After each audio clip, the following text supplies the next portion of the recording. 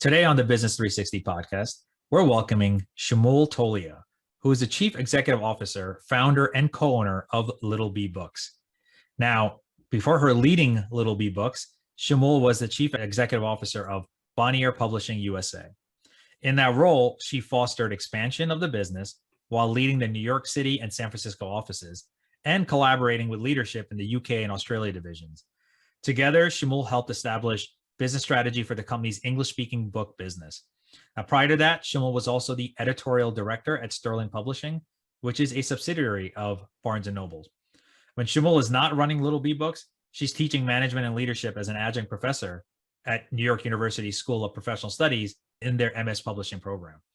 Finally, Shimul is also a board member on the Children's Book Council.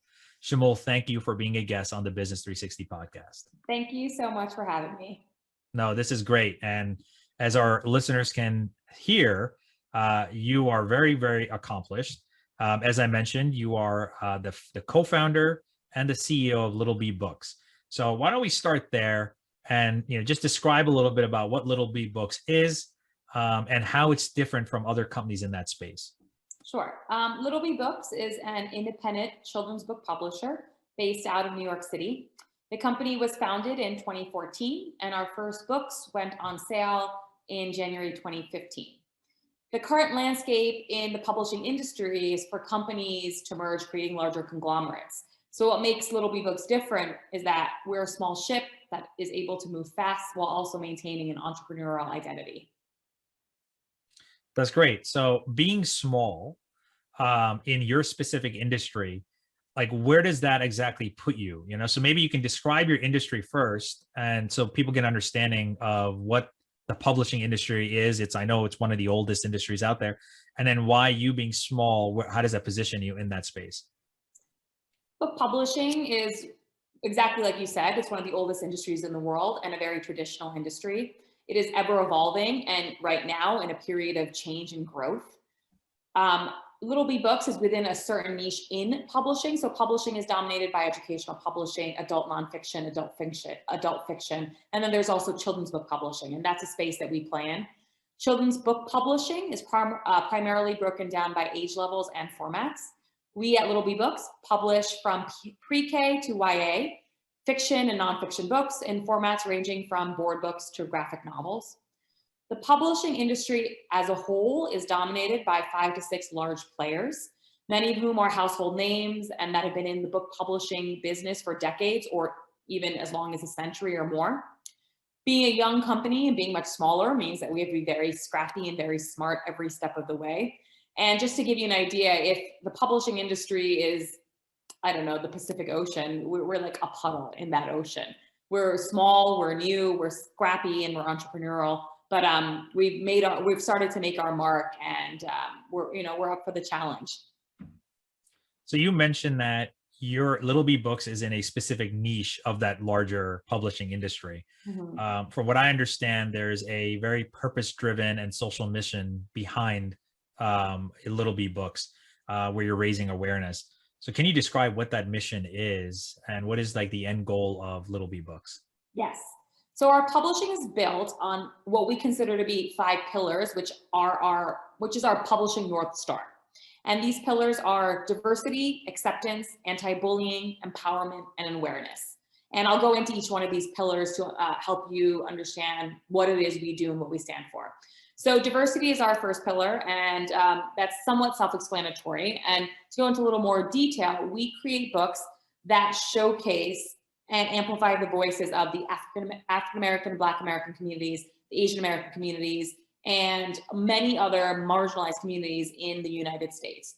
But what we also are looking to do is we're taking these lesser known stories. There are some amazing books published about MLK and Rosa Parks, but then there are these lesser known African-American people in history, like a woman named Anne Cole Lowe, who was a prolific designer. And she went on to create the wedding gown for Jackie Bouvier when she was going to marry JFK. And she not only created the wedding gown, which is actually on display in a museum in Georgia right now, but she also created all the bridesmaids' gowns. And right before the wedding, her studio was burned down. And what she did was she toiled day and night to recreate all these dresses. And the day of the wedding, she showed up at the mansion and she wasn't let in through the front door because she was Black. And she refused. She's told the butler, either you let me in through the front door or the bride's not going to get her wedding gown. And it's stories, and she was let in through the front door. And it's amazing stories like these that we're able to bring to life in a picture book. And we're able to then put in the hands of families and children who are able to educate themselves on so many different amazing people in American history. Under our diversity pillar, we also create a lot of bilingual publishing. The world we live in, especially the melting pot that is the US, is so diversity led and so many different languages are spoken. So we don't only want to create books in English. So we actually have a publishing program with Disney right now, whereby we create books in English Mandarin, English Spanish, and English French. We do a lot of our publishing in English or Spanish or bilingual. We also create coloring books in English and in Spanish and French and Mandarin as well. So we take our diversity publishing really seriously, and we try to not only work with contributors, so authors and illustrators who come from diverse backgrounds, but we also try to elevate their stories, their voices, and amplify the different cultures that they come from so that we can create more awareness in the US. So when you're reading a book, you're not only seeing your life and your family and a version of you, but you can also see your neighbors, you can see your classmates, you can see your friends, and that can help broaden your view of the country that we live in. So that's our first pillar. Our second pillar is acceptance, and it's all about LGBTQ acceptance. And with this pillar, we actually have a publishing partnership with GLAAD, who is the largest non-for-profit gay and lesbian alliance organization in the world. And GLAAD has been amazing. They've been a really great partner with us because a lot of the LGBTQ publishing we do, they have helped to ensure that the messaging that we're creating, the words that we're using are not only correct for children, for families, but also represent the LGBTQ community really well as well. So we're really proud of the acceptance publishing that we do with GLAAD, and we've gotten a lot of recognition around these LGBTQ books that we do.